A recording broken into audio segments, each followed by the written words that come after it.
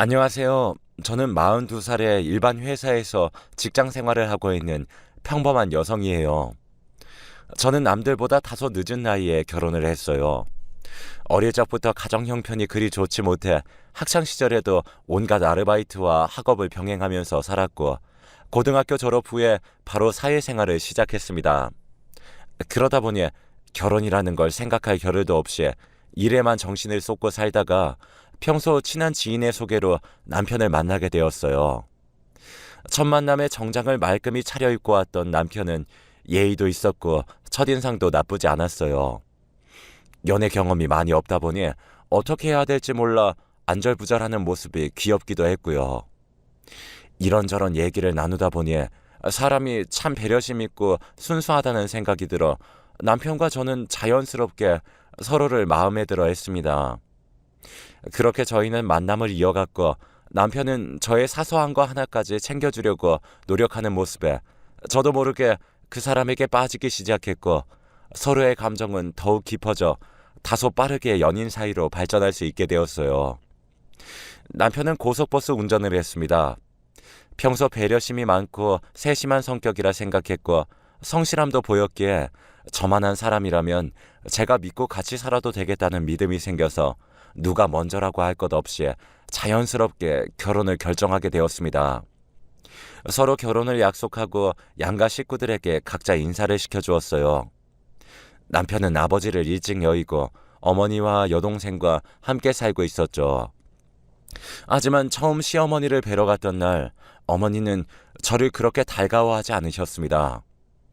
우리 민성이는 어릴 때부터 성격 좋고 인물 좋다고 내 친구들이 하나같이 사위 삼고 싶다고 그랬을 정도로 남주기 아까운 아들인데, 민성이가 저렇게 좋다고 하니 결혼을 시키는데, 우리 아들 입맛 까다롭고 성격 예민하니까 네가 각별히 잘 맞춰줘야 한다.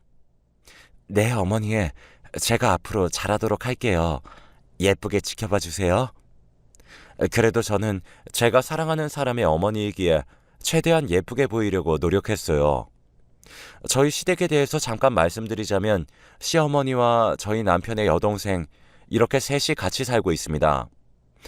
여동생은 대학을 졸업한 후에 취업도 하지 않고 빈둥빈둥 놀면서 남편에게 용돈 받았으면서 자기 밥벌이도 못하고 살고 있었고, 시어머니 또한 따로 하시는 일 없이 저희 남편이 실질적인 가장 역할을 하고 있었더라고요. 저희는 맞벌이 부부였고, 남편과 저도 풍족하지 않지만 서로 벌어가면서 생활하기엔 부족하지 않은 터라 조금씩 아껴서 홀로 남편과 시동생을 키우신 어머니를 생각해 도와드리기로 했고, 남편도 그런 저를 고마워했어요. 여보, 가진 것도 없고 내세울 거 없는 내게 와준 것도 감사한데, 우리 가족까지 이렇게 생각해주고 챙겨줘서 너무 고맙고 사랑해. 앞으로 우리 서로 지금 이 마음 변치 말고 예쁘게 살자. 아니야. 어머니 홀로 당신 이렇게 키워주셔서 우리가 함께하게 됐으니까 보답한다고 생각하는 것뿐이야. 고마울 것 없어. 저도 그렇게 기뻐하고 고마워하는 남편에게 감동을 받았고, 앞으로 더 열심히 살자고 서로 안고 다짐을 했어요. 남편은 꾸준히 성실하게 직장을 다녔습니다. 저도 남편과 더 나은 미래를 꿈꾸며 열심히 살아가던 어느 날, 예상하지 못한 일이 생기게 되었어요. 평소 남편은 술자리를 즐겨 하긴 했지만 하는 일이 운전직이다 보니 과하게 마시는 날은 없었어요. 술을 한 잔이라도 입에 대는 날은 대리운전을 꼭 불러 집에 들어오곤 했었는데, 그날 연말 모임 자리에 갔다가 술을 조금 마신 것 같더라고요. 하필 그날따라 대리운전도 잡히질 않았다고 하네요. 그래서 많이 취한 게 아니라 괜찮겠지 하는 마음에 직접 운전을 하고 집에 귀가를 하다 음주 단속에 그만 걸리게 되었습니다. 결국 면허정지 처분을 받게 되었어요. 운전이 직업인 사람이다 보니 남편은 어쩔 수 없이 회사에서 권고사직을 권유받게 되었고, 그렇게 회사를 그만둘 수밖에 없었습니다.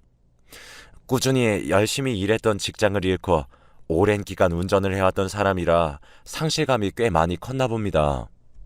한껏 풀이 죽은 목소리로 연신 저에게 미안하단 말만 하더군요. 여보, 미안해. 내가 괜히 술을 마시고 운전해가지고 정말 미안해. 그러게 대리운전 안 잡히면 조금 더 기다렸다가 불러서 타고 오지. 왜 운전을 해? 평소에 한 잔만 마셔도 대리하고 오던 사람이. 진짜 내가 왜 그랬을까? 미안해. 저는 속상했지만 그렇게 풀이 죽어 자책하고 있는 남편이 안쓰럽기도 해서 기운 내라고 위로를 해주었어요. 그 일이 있고 난 후 남편은 계속 실외에 빠져 하루하루 시간만 보내는 생활을 계속하고 있었어요. 그만큼 본인도 속상하고 심정이 복잡해서 그러겠거니 하고 이해해보려고 했지만 시간이 하루 이틀 의미 없이 흘러가고 남편은 의욕이 전혀 없어 보이며 허구한 날 집에서 술을 퍼마시며 마치 세상 다 잃은 폐인이나 다름없었습니다. 그래서 지켜보다가 저는 먼저 얘기를 꺼냈어요. 여보, 언제까지 그러고 있을 건데? 이유가 어떻게 됐건 자기가 실수한 부분이잖아. 그렇게 무의미한 시간만 보내고 있는다고 뭐가 해결이 돼? 내가 언제까지 이런 모습 보면서 살아야 돼? 나 당신 이런 무책임한 모습 보면서 살 자신 없어. 이럴 거면 차라리 이혼하자. 우리 아직 젊은데 뭐가 그렇게 걱정이야. 나이 60 넘으신 분들도 어떻게든 살아보시려고 더 노력하고 발버둥 치는데 난 도저히 당신 이런 모습 보기 힘드니까 지금 말해. 계속 이렇게 살 거면 깨끗이 갈라서고 지금이라도 마음 고쳐먹을 거면 다시 으쌰으쌰해서 힘내보기로 하고. 남편은 가만히 제 얘기를 듣더니 생각이 많은 표정이었습니다. 다행히도 남편은 제 말뜻을 이해했는지 다음 날부터 생활 패턴을 찾고 무언가 해보려고 하더군요. 한날은 새벽 일찍 일어나서 나가더니 초저녁쯤 피곤해 쩔어있는 모습으로 집에 들어왔어요. 생전 해본 적 없는 노가다라는 현장 근로직을 하고 왔다고 하더군요. 뭐라도 해보려고 해본 적도 없는 노동을 하고 들어온 남편 모습에 고맙기도 하고 조금은 안심이 되었습니다. 그날 저녁 잠자리에 든 남편이 온몸이 쑤시는지 끙끙 앓는 모습에 마음이 많이 짠했어요. 그래도 어쩌겠어요. 마냥 아무것도 하지 않고 무기력한 남편은 더 보기가 힘든데 남편은 그 이후로도 현장 근로직으로 일이 있을 때마다 나가고 때로는 택배 상하차 일도 있을 때마다 꾸준히 나가서 일을 했습니다. 그런 모습이 너무 고마웠어요. 그러던 어느 날 현장 근로직 일을 갔던 남편이 퇴근 후 오른쪽 발이 퉁퉁 부어서 집에 들어왔더군요. 일을 하다가 발을 헛디뎌 넘어졌다고 합니다. 다음 날도 심하게 붓고 멍도 들어있어 나가는 길에 같이 병원을 갔더니 엄지발가락에 금이 간 상태였습니다. 깁스를 한 남편의 발을 보니 지금까지 해본 적도 없는 육체 노동까지 하면서 뭐라도 해보려고 했던 남편에게 제 마음이 많이 안쓰러웠어요. 발을 회복하는 동안에도 남편은 틈틈이 일자리를 알아보고 있었습니다. 발도 어느 정도 아물고 깁스를 풀어도 될 무렵 남편이 대리운전을 해보겠다고 하더군요. 원래 운전을 하던 사람이라 앞전의 일들처럼 몸으로 힘쓰는 일이 아니니 조금은 안심되어 괜찮을 것 같다고 호응해 주었고 수입이 얼마가 됐든 무엇이라도 하려고 하는 남편이 고마웠습니다. 그 후 대리운전 일도 꾸준히 잘 다니더라고요. 가끔 집에 들어올 때 표정이 많이 어두운 날도 있었어요. 아무래도 사람 상대하는 일이고 주로 취한 손님을 상대하다 보니 스트레스가 많이 쌓였긴 했나 봐요. 그러던 어느 날 사건이 터지고 말았습니다. 집에서 설거지를 하고 잠깐 소파에 앉아 있는데 남편에게 연락이 왔어요. 남편이 경찰서에 있다고 하더군요. 여보, 나 지금 경찰서인데 내가 지금 폭행 사건으로 여기 와 있거든. 좀 와줄 수 있을까?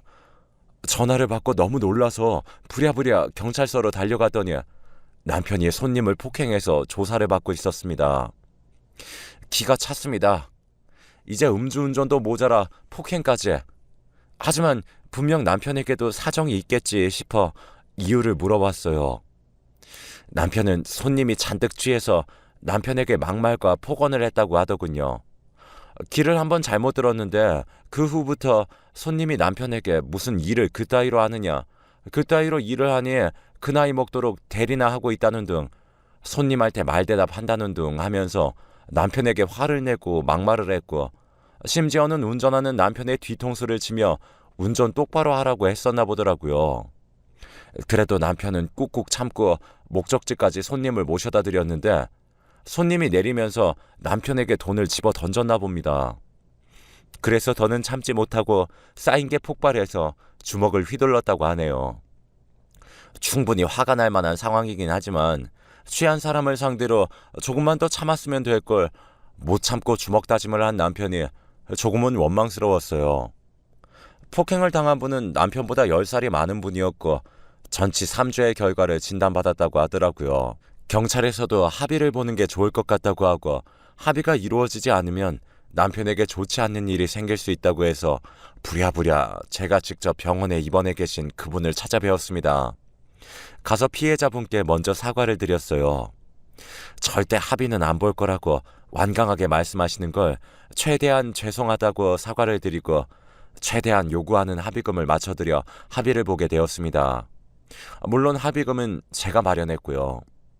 그 일이 있고 난 후 남편은 조용히 자숙의 시간을 보내더군요. 어느 날은 침대 위에서 벽만 쳐다보며 눈물을 흘리기도 했습니다.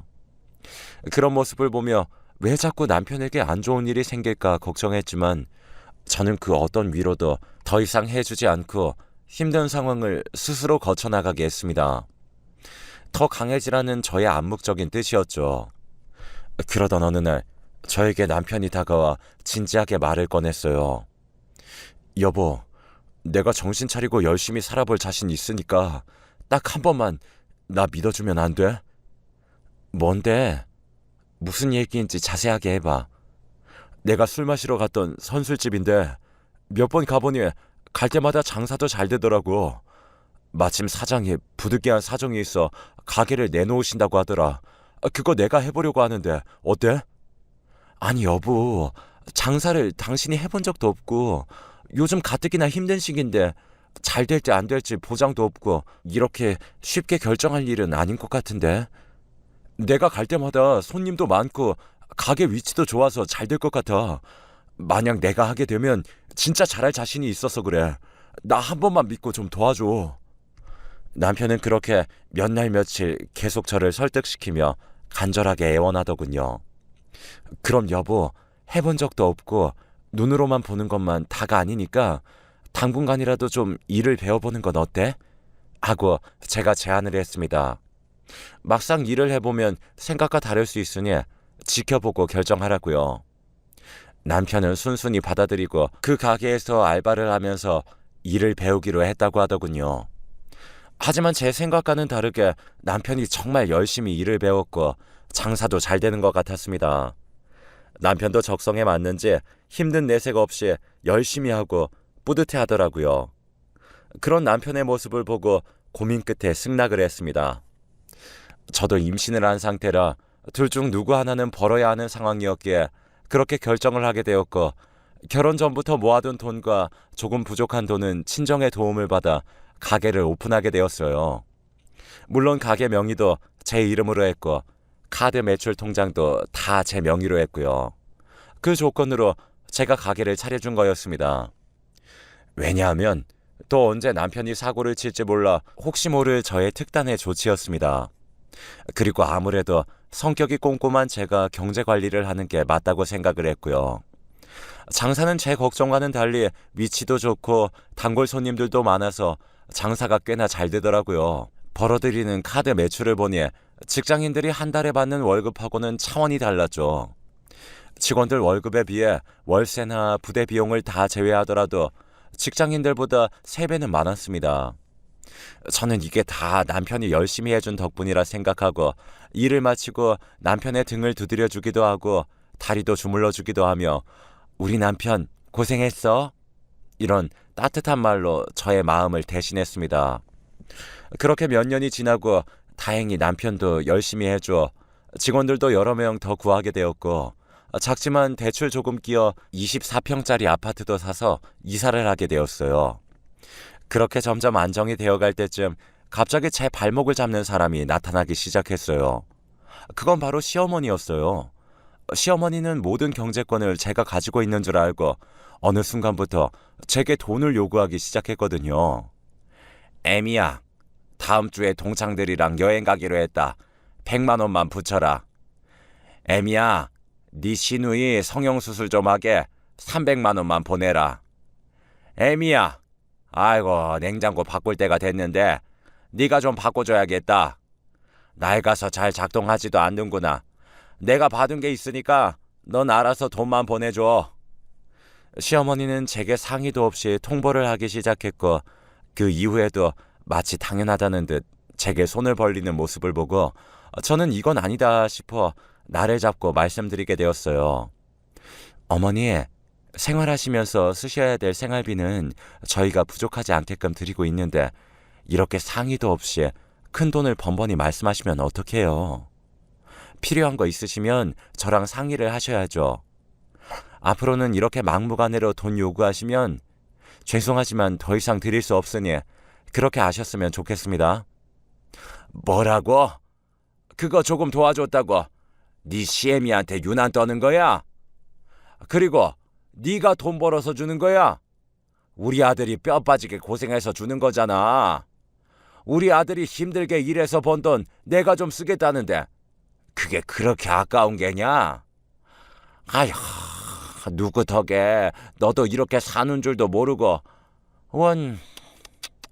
하여튼 요즘 것들은 어른을 공경할 줄 몰라요. 아니 어머니, 아직도 제가 무슨 뜻으로 말씀드리는지 모르시겠어요? 돈을 쓰더라도 계획적으로 쓰겠다 이거죠. 그리고 자꾸 남편만 고생한다고 하시는데 그럼 저는 집에서 뒹굴뒹굴 노는 줄 아세요? 아무튼 저는 어머니께 정확히 말씀드렸으니 필요한 거 있으시면 저와 먼저 상의하시길 부탁드릴게요. 막무가내로 화를 내는 어머님을 뒤로하고 저는 그렇게 전화를 끊었습니다. 솔직히 말씀드려서 여러분들, 한 달에 용돈 70만 원 드리는 게 적은 편인 건가요?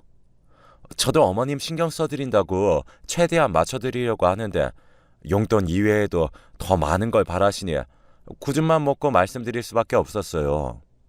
이렇게 하지 않으면 도가 지나쳐 더 큰 걸 요구할 게 뻔했으니까요. 그렇게 어머님하고 일은 마무리를 지었는데 이번에는 남편이 문제를 일으키기 시작했어요. 망할 놈의 집구석. 남편은 어느 날부턴가 갑자기 씀씀이가 커지기 시작하더군요. 평소 별로 신경 쓰지 않던 외모도 부쩍 신경 쓰기 시작했고 평소 하지 않던 행동을 하기 시작했고요. 일을 마치고 술을 먹고 들어오는 날도 많아졌고 어떤 날은 일이 있다며 외박을 하기도 했습니다. 처음에는 일이 힘들고 고돼서 그러는 줄로만 알았죠. 하지만 그 생각은 제 착각이라는 걸 얼마 지나지 않아 알 수 있었어요. 어느 날 무심코 본 남편의 핸드폰에 미심쩍은 문자 메시지 내용을 보게 되었거든요. 남편은 어느 날에도 술을 많이 먹고 아침까지 잠을 자고 있는 상태였는데 그때 누군가에게 연락이 오기 시작했어요. 연달아 오는 문자들을 보고 여자의 직감이라고 해야 되나요? 아침에는 분명 연락 올 사람이 없을 텐데 연락이 오는 걸 보고 이상한 생각이 들어 남편 휴대폰을 몰래 보기로 했습니다. 그때 남편 휴대폰은 지문인식으로 되어 있었기 때문에 자고 있던 남편의 엄지손가락을 대서 문자와 카톡을 볼 수 있었죠. 저는 연달아 온 문자를 보고 깜짝 놀라고 말았어요. 정말 큰 충격이었어요. 오빠, 언제 올 거야? 오늘 같이 영화 보러 가기로 했잖아. 이런 문자들이 남겨져 있었고 예전의 문자들을 보니 오빠, 나 자고 있을 때 나갔던 거야? 언제 간 거야? 아무튼 오늘 즐거웠어. 이따 가게에서 봐. 오빠, 나 가지고 싶은 화장품이 있는데 그거 사주면 안 돼? 등등 이런 문자들도 가득 차 있었습니다. 혹시 몰라 남편에게 보낸 전화번호를 확인해보니 세상에 그 주인공은 바로 가게 매니저였어요. 남편은 지금까지 저 모르게 매니저 년과 바람을 피면서 지내왔던 걸로 보였어요. 그리고 부쩍 남편 카드값이 많이 나온 것도 다 그년 비위 맞추려고 카드를 많이 사용한 걸로 보였고요. 제 카드가 아닌 남편 카드이기에 저는 그동안 남편이 어디에 썼는지 몰랐었고 남편을 믿었기에 남편이 카드값 얼마가 나왔다고 하면 그대로 카드값을 내주곤 했습니다. 그런데 카드값이 요즘 많이 나온 이유가 그 매니저가 일조했다는 사실을 알고는 그 순간부터 저는 남편과 그년의 뒤를 밟기 시작했어요. 물론 문자나 통화 내역은 따로 캡처해서 보관해 두었고요. 먼저 저는 가게 오픈하기 전에 가게로 가서 CCTV를 한번 돌려보기로 했습니다. 그랬더니 세상에 정말 눈뜨고 보기 힘들 정도의 장면들을 보게 되었어요. 보통 이 두 년놈들은 직원들을 다들 퇴근시킨 후에 둘이 가게에서 낯뜨거운 해정 행각을 벌이는 모습을 볼 수 있었거든요. 정말 뒤통수를 한 대 얻어맞은 기분이 들었어요. 정말 제가 이런 일을 당할 줄은 꿈에도 생각해 본 적이 없었거든요. 겨우겨우 마음을 추스린 후 저는 남편 몰래 문자 내용들과 CCTV 녹화 내용들을 수집해 두었고 이혼을 하기로 마음을 먹었습니다. 그리고 먼저 제 명의로 되었던 가게를 더 이상 이것들의 놀이터로 만들 수 없어 급매물로 내놔버렸어요. 그랬더니 가게 목도 좋고 장사가 잘 되는 가게인 줄 알았던 사람들은 여기저기서 연락이 오기 시작하더군요. 각자 권리금을 더 많이 줄 테니 넘기라는 분들이 많았습니다. 그러자 남편은 그 사실을 알고 제게 찾아와 따지기 시작했어요. 당신 나한테 말도 없이 가게를 내놨어? 가게 보러 왔다고 부동산에서 사람들이 왔다 갔다 하는데 이게 도대체 어떻게 된 일이야? 저는 어이가 없어서 조용히 따지듯이 물어보았어요. 당신 나한테 뭐 숨기는 거 없어? 내가 뭘 숨겨? 늦게까지 죽어라 일하고 온 사람한테 그게 할 소리야? 괜히 트집 잡지 마. 나 피곤해. 끝까지 모른 척하는 남편에게 저는 말없이 지금까지 준비한 증거물들을 다 내놓았습니다. 그걸 본 남편은 얼굴이 잿빛이 되어 당황하나 싶더니 한마디 변명도 없이 문을 쾅 닫고 나가버리더라고요. 나 뒷조사한 거야? 보기보다 똑똑하네. 너 알아서 해. 비굴하게 무릎 꿇고 싶지 않으니까. 뭐라고? 미안하다고 말을 할 줄 알았던 저는 그런 남편의 모습을 보고 참 기가 막혔습니다. 사람으로 보이지도 않더라고요. 보통 법적으로 같이 기재되어 있던 부부라면 최소한 미안하다는 말 정도는 해야 되는 거 아닌가요? 그 모습을 보고 저는 확신이 들었어요. 남편의 저런 뻔뻔한 행동에 저도 화가 머리끝까지 나서 정말 다 정리해야겠다는 생각부터 들었습니다. 저는 곧바로 이혼 절차에 돌입했습니다. 그리고 가게도 가장 좋은 조건을 제시한 사람에게 많은 권리금을 받고 가게를 넘겨버렸어요. 그리고 며칠 후 그동안 집에 발길 한번 안 들이던 남편이 어느 날 태연하게 집에 들어와서 제게 말도 안 되는 소리를 짓거리더군요. 글쎄 매니저가 열심히 일해줘서 특별히 잘해줬던 거지 내연관계가 아니었다고 장난이었다고 말을 하는 겁니다. 그러면서 끝까지 소송을 끌고 가게 되면 자기도 변호사를 선임할 거라면서 이제는 우기거나 버티기 작전을 펼치기 시작하더군요. 저는 그런 모습에 다시 한번 놀라 그런 남편이 정말 치가 떨리게 꼴보기 싫어 짐을 싸서 친정으로 가버렸고요. 그때 당시에 저는 3살짜리 아이를 키우고 있었는데 아이의 정신 상태에도 좋지 않을 것 같아 잠시 떠나 있기로 했어요. 그러던 어느 날 시어머니에게 연락이 왔습니다. 예미야, 너는 네 몸 하나 편하게 했다고 밖에서 힘들게 일하는 남편 놔두고 친정 가 있으니 좋으니? 어떻게 네 남편 밥은 챙겨 먹는지 신경도 안 쓰여? 남편은 지금 어떤 상황인지 시어머니에게 말씀을 안 드린 상황인 것 같더라고요. 하긴 바람 펴서 이혼 소송 중이라고 하면 좋은 말 못 들을 게 뻔하니 그럴 만도 했겠죠. 저는 일단 조용히 넘어가고자 제가 요즘 몸이 많이 안 좋다 보니 친정에서 좀 추스르려고 와 있는데 남편한테 무슨 소리 못 들으셨어요? 무슨 소리에? 아니에요. 근데 무슨 일이신 거죠? 다름 아니고 네 시누이 이번에 회사에 취직을 했는데 취직 선물 하나 해줘야겠다. 그 정도는 해줄 수 있겠지? 하시면서 시동생이 그전부터 갖고 싶었던 명품 가방이 있는데 그걸 선물해주라고 얼토당토 않는 소리를 하는 겁니다. 저는 이 상황에 말도 안 되는 소리를 해대자 시모하고는 싸우고 싶지 않아 다시 전화를 준다고 하고 전화를 끊고 남편에게 전화를 걸었어요. 뭐야, 지금 어머니 나한테 전화 왔는데 지금 이혼 소송 중인 거 말 안 했어? 왜 말 안 해서 나한테 네 동생 명품 가방 사달란 소리 듣게 하는 건데? 어떻게 집구석에 하나같이 이렇게 뻔뻔하고 염치가 없을 수 있냐? 그게 너네 집안 내력이야? 아니, 내가 바람핀 거 아니라고 몇 번을 얘기해. 그냥 잘해준 건데 그 애가 그렇게 장난식으로 들이댄 거라니까. 근데 뭘 얘기해. 별일도 아닌 걸 왜 자꾸 일을 크게 만들려고 해. 그리고 이혼이 확정된 것도 아닌데 뭐 좋은 일이라고 그런 말을 해. 그러지 말고 우선 집으로 와. 집에서 얘기하자. 남편은 그렇게 얼렁뚱땅 넘어가려 하면서 어떻게든 제 마음을 돌리려고 했습니다. 저는 더 이상 대화가 통할 것 같지 않아 전화를 끊어버렸어요. 그리고 밤에 조용히 생각해보다가 문득 좋은 생각이 떠올랐습니다.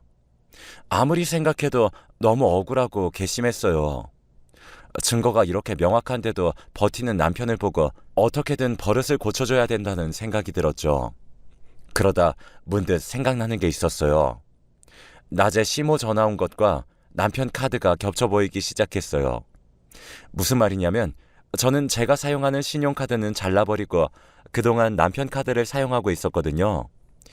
연회비도 아까웠고 어차피 쓰지도 않는 거 남편이 쓰는 카드 2장으로도 충분히 생활할 수 있었으니까요.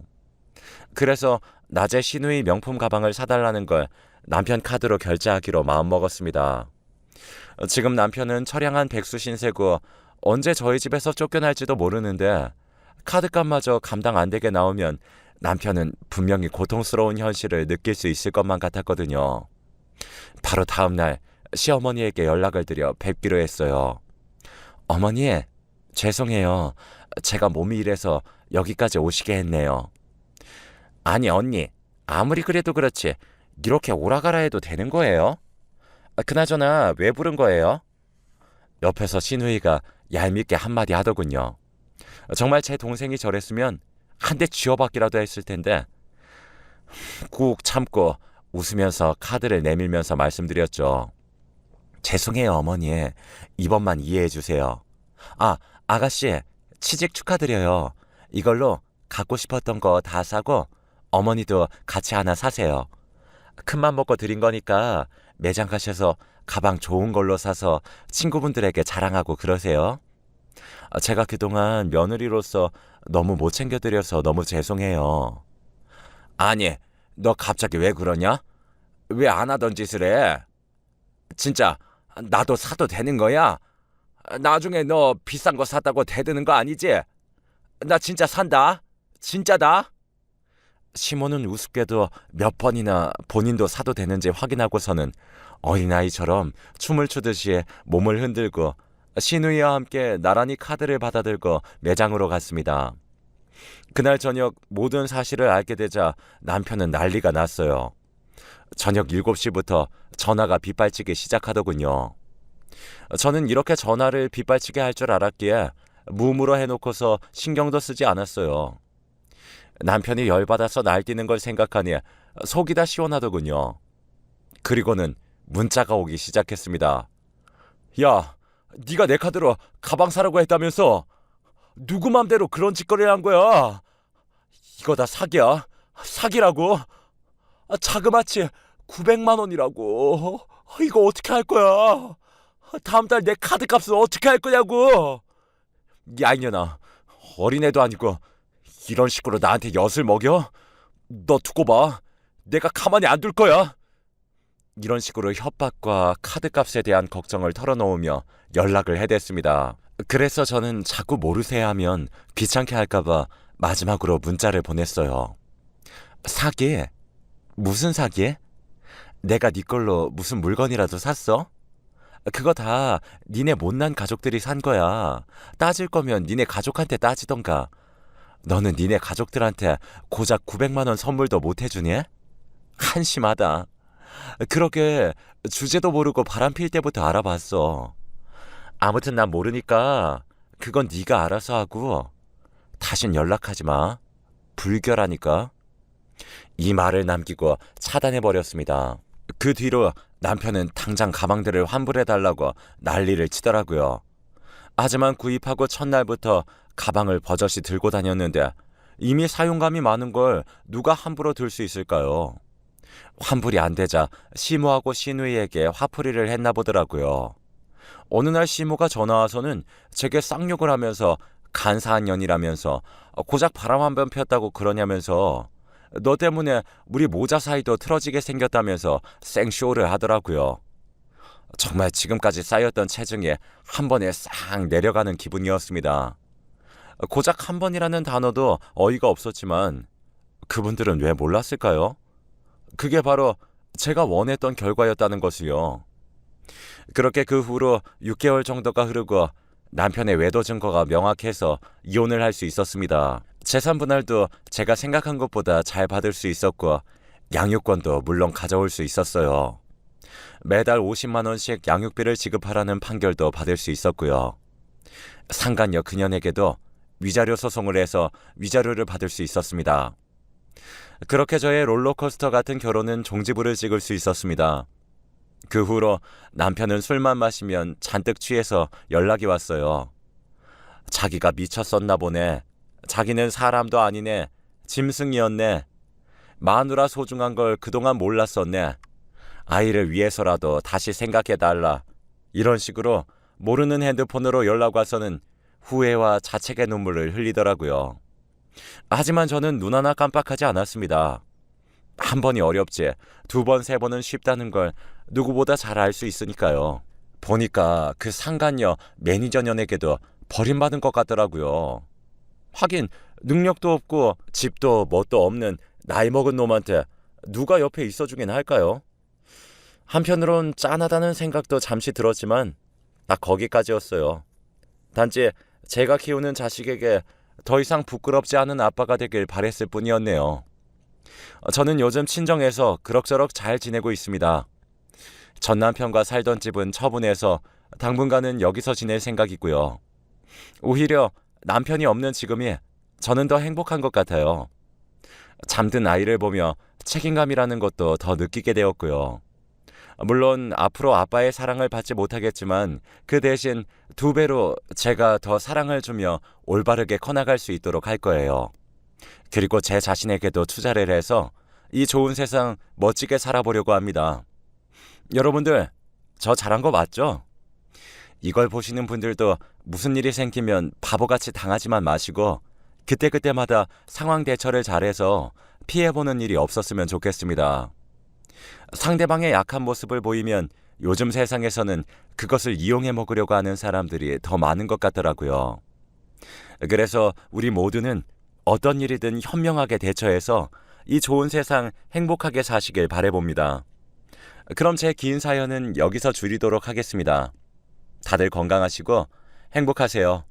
감사합니다.